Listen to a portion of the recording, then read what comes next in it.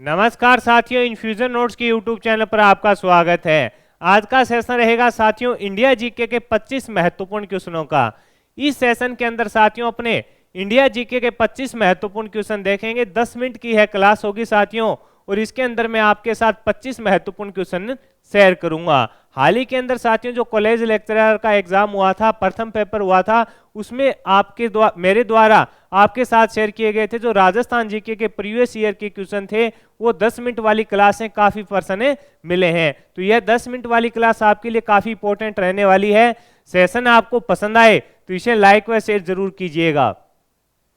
पहला क्वेश्चन आपसे पूछा है कि भारत के राष्ट्रपति मंत्री परिषद की सलाह को पुनर्विचार हेतु कितनी बार कह सकते हैं। आपसे पूछा गया है कि जो भारत के राष्ट्रपति हैं वो मंत्री परिषद की सलाह को पुनर्विचार हेतु कितनी बार कह सकते हैं, तो आंसर रहेगा एक बार। ये मोस्ट इंपॉर्टेंट क्वेश्चन है और आपसे दोबारा भी पूछा जा सकता है। कितनी बार कह सकते हैं, तो आपका आंसर होना चाहिए एक बार है जो कह सकते हैं। अगला क्वेश्चन आपसे पूछा है कितने प्रकार के आपातकाल का भारत के संविधान में उल्लेख किया गया है, तो आंसर रहेगा 3 प्रकार के। आपसे पूछा है कितने प्रकार के आपातकाल का भारत के संविधान के अंदर उल्लेख किया गया है, तो आंसर रहेगा 3 प्रकार के। आगे बढ़ेंगे। अगला क्वेश्चन आपसे पूछा है भारतीय संविधान के किस अनुच्छेद के अंतर्गत राज्यपाल एक विधेयक को राष्ट्रपति की स्वीकृति के लिए सुरक्षित रखने की शक्ति रखता है। आपसे पूछा है भारतीय संविधान के किस अनुच्छेद के अंतर्गत राज्यपाल एक विधेयक को राष्ट्रपति की स्वीकृति के लिए सुरक्षित रखने की शक्ति रखता है, तो आंसर रहेगा अनुच्छेद 200। ये मोस्ट इंपोर्टेंट क्वेश्चन है साथियों, आपसे पूछा जा सकता है। क्या रहेगा? अनुच्छेद 200 के तहत आपसे पूछा गया है कि जो भारतीय संविधान है उसके अंदर ऐसा कौन सा अनुच्छेद है जिसके अंदर यह बताया गया है कि राज्यपाल है वो एक विधेयक को राष्ट्रपति की स्वीकृति के लिए सुरक्षित रख सकता है, तो आंसर रहेगा अनुच्छेद 200 के अंदर यह शक्ति है जो प्रदान की गई है। अगला क्वेश्चन आपसे पूछा है कि भारतीय संविधान के किस अनुच्छेद के अंतर्गत भारत सरकार का दायित्व है कि वह बाहरी आक्रमण एवं आंतरिक अशांति से राज्य की रक्षा करे। आपसे पूछा है कि भारतीय संविधान के किस अनुच्छेद के अंतर्गत भारत सरकार का दायित्व है कि वह बाहरी आक्रमण एवं आंतरिक अशांति से राज्य की रक्षा करे, तो आंसर रहेगा साथियों 355 के अंदर है। किसके अंदर है? 355 के अंदर है। मोस्ट इंपोर्टेंट क्वेश्चन रहने वाला है साथियों। अगला क्वेश्चन आपसे पूछा है कि संविधान के किस अनुच्छेद के अंतर्गत राज्य में राष्ट्रपति शासन लागू होता है। आपसे पूछा गया है कि संविधान के किस अनुच्छेद के अंतर्गत राज्य में राष्ट्रपति शासन लागू होता है, तो आंसर रहेगा साथियों 356। किसके तहत होता है? 356 के तहत है जो साथियों राज्य में राष्ट्रपति शासन लागू होता है। आगे बढ़ेंगे, अगले क्वेश्चन पर बात करेंगे। अगला क्वेश्चन आपसे पूछा है कि संविधान के अनुच्छेद 355 में आपात की किन दशाओं का उल्लेख है। आपसे पूछा गया है कि भारत के संविधान के अनुच्छेद 355 में आपात की किन दशाओं का उल्लेख मिलता है, तो बाहरी आक्रमण व आंतरिक अशांति का जो उल्लेख है साथियों आपात के लिए वो अनुच्छेद 355 में आएगा। ये अपने को याद रखना है। अगला क्वेश्चन आपसे पूछा है कि आपातकाल के दौरान संसद के द्वारा राज्य सूची के विषय पर बनाए गए कानून आपातकाल की समाप्ति के बाद कितनी अवधि तक लागू रहते हैं, तो आंसर रहेगा 6 माह। यह भी मोस्ट इंपोर्टेंट क्वेश्चन रहने वाला है। आपातकाल के दौरान संसद के द्वारा राज्य सूची के विषयों पर बनाए गए कानून आपातकाल की समाप्ति के बाद भी कितनी अवधि तक लागू रहते हैं, तो आंसर हो जाएगा 6 माह तक लागू रहते हैं।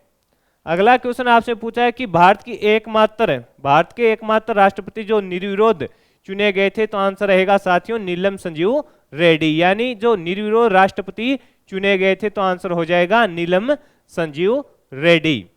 अगला क्वेश्चन है कौन भारतीय राष्ट्रपति लोकसभा के अध्यक्ष भी रहे, तो आंसर रहेगा नीलम संजीव रेड्डी हैं। वो साथियों अपने लोकसभा के अध्यक्ष भी रहे और राष्ट्रपति भी रहे हैं। अगला क्वेश्चन आपसे पूछा है कि भारत के ऐसे राष्ट्रपति का नाम बताइए जिन्होंने भारत रत्न पुरस्कार है जो राष्ट्रपति बनने से पहले ही मिल गया था। भारत के ऐसे राष्ट्रपति का नाम बताइए जिन्हें भारत रत्न पुरस्कार है जो राष्ट्रपति बनने से पहले ही नवाजा जा चुका था। तो आंसर है डॉक्टर राधाकृष्णन व डॉक्टर एपीजे अब्दुल कलाम। साथियों, ये राष्ट्रपति थे जिनको राष्ट्रपति बनने से पहले ही भारत रत्न पुरस्कार से नवाजा जा चुका था। ये अपने को याद रखना है। अगला क्वेश्चन आपसे पूछा है राष्ट्रपति भारत में वित्तीय आपातकाल घोषित कर सकता है किस कौन से अनुच्छेद के तहत? तो आंसर रहेगा 360 के तहत। राष्ट्रपति भारत में वित्तीय आपातकाल घोषित कर सकता है अनुच्छेद 360 के तहत। अनुच्छेद 360 के तहत है जो वित्तीय आपातकाल की घोषणा है जो कौन कर सकता है? राष्ट्रपति कर सकता है। अगला क्वेश्चन है कि वित्तीय आपातकाल की घोषणा का प्रभाव संसद के दोनों सदनों के अनुमोदन के बिना कितने समय तक प्रभावी रहता है? तो आंसर रहेगा साथियों 2 महीने तक प्रभावी रहता है। ये भी मोस्ट इंपोर्टेंट क्वेश्चन रहने वाला है कि वित्तीय आपातकाल की घोषणा का जो प्रभाव है वो संसद के दोनों सदनों के अनुमोदन के बिना कितने समय तक प्रभावी रहेगा? तो आंसर हो जाएगा 2 महीने तक प्रभावी रहेगा। अगला क्वेश्चन आपसे पूछा है कि भारतीय संविधान के कौन से अनुच्छेद में राष्ट्रपति और उपराष्ट्रपति के बारे में बताया गया है? तो आंसर रहेगा 52 से लेकर 73 तक है जो साथियों अनुच्छेद, उसके अंदर क्या है?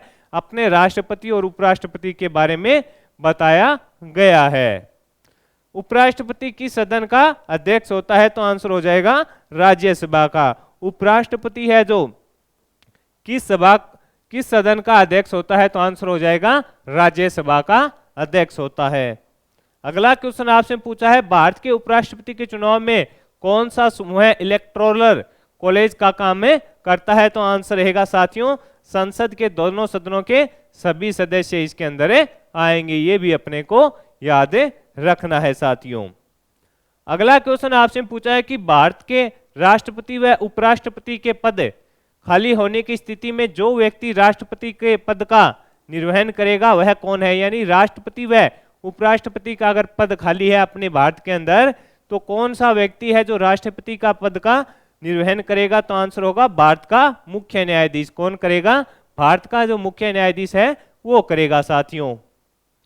अगला क्वेश्चन आपसे पूछा है कि राष्ट्रपति की मृत्यु या त्यागपत्र की अवस्था में उपराष्ट्रपति राष्ट्रपति का कार्य करता है? तो आंसर रहेगा अधिकतम 6 माह की अवधि के लिए। यानी राष्ट्रपति की अगर कोई राष्ट्रपति हैं उनकी मृत्यु हो गई है या उन्होंने त्यागपत्र दे दिया है तो उसकी अवस्था में जो उपराष्ट्रपति हैं वो राष्ट्रपति का कार्य करते हैं कितने समय के लिए? तो आंसर रहेगा अधिकतम साथियों 6 माह की अवधि के लिए कर सकते हैं। अगला क्वेश्चन आपसे पूछा है कि भारत के उपराष्ट्रपति के कार्यकाल समापन की जो व्यवस्था है वो किस प्रकार की है? तो आंसर रहेगा लोकसभा द्वारा सहमति के द्वारा या राज्यसभा का बहुमत समर्थित प्रस्ताव। यानी राज्यसभा का बहुमत समर्थित प्रस्ताव। यानी भारत के उपराष्ट्रपति के कार्यकाल समापन की क्या व्यवस्था है? तो लोकसभा द्वारा सहमत या राज्यसभा का बहुमत समर्थित प्रस्ताव। अगला क्वेश्चन आपसे पूछा है कि प्रधानमंत्री के सचिवालय का नाम बदलकर प्रधानमंत्री कार्यालय रूप में कौन से प्रधानमंत्री के कार्यकाल में हुआ था? तो आंसर होगा मोरारजी देसाई। यानी साथियों आपसे पूछा गया है कि प्रधानमंत्री के जो सचिवालय का नाम है वो बदलकर प्रधानमंत्री कार्यालय रूप में कौन से प्रधानमंत्री के कार्यकाल में हुआ था? तो आंसर रहेगा मोरारजी देसाई के शासनकाल में हुआ था। अगला क्वेश्चन आपसे पूछा है जैन तीर्थकर श्री महावीर जी का जन्म कहाँ हुआ था? तो आंसर हो जाएगा वैशाली के अंदर। आपसे पूछा गया है जैन तीर्थकर श्री महावीर जी का जन्म कहाँ हुआ था? तो आंसर हो जाएगा वैशाली के अंदर हुआ था। कहां पर हुआ था? तो आपका आंसर होना चाहिए वैशाली के अंदर हुआ था।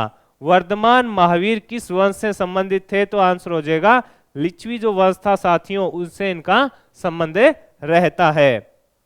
वर्तमान रूप में उपलब्ध भगवान महावीर एवं उनके अनुयायियों की जो शिक्षाएं लगभग 1500 वर्ष पुरानी है वो गुजरात में किस स्थान पर लिखी गई? तो आंसर हो जाएगा वल्लभी जो स्थान है गुजरात के अंदर साथियों वहां पर जो भगवान महावीर हैं वह उनके जो अनुयायी हैं उनकी शिक्षाएं जो लगभग 1500 वर्ष पूर्व गुजरात में लिखी गई थी, वो स्थान पूछा है वो रहेगा वल्लभी।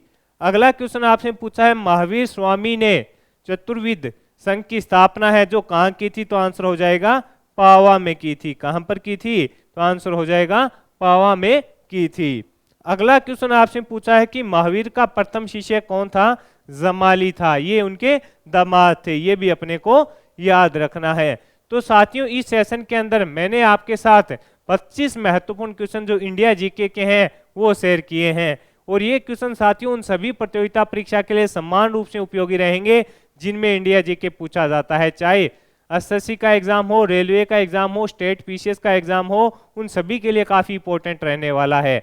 सेशन आपको पसंद आया है तो इसे लाइक व शेयर जरूर कीजिएगा। इन्फ्यूजन नोट्स के यूट्यूब चैनल को लाइक व सब्सक्राइब कीजिएगा। इन्फ्यूजन नोट्स के यूट्यूब चैनल पर साथियों सुबह 6 बजे आपको इंडिया करंट अफेयर्स मिलता है और 6:30 बजे साथियों राजस्थान करंट अफेयर्स की क्लास होती है। इसके अलावा इंस्टाग्राम पर भी जुड़िए साथियों हमसे, वहां पर आपको डेली इंडिया व राजस्थान करंट अफेयर्स मिलता है। इसके अलावा वहां पर साथियों सर के द्वारा जो भी सरकारी भर्तियां आती हैं उनकी जानकारी है जो शॉर्ट वीडियो के माध्यम से आपके साथ शेयर कर दी जाती है।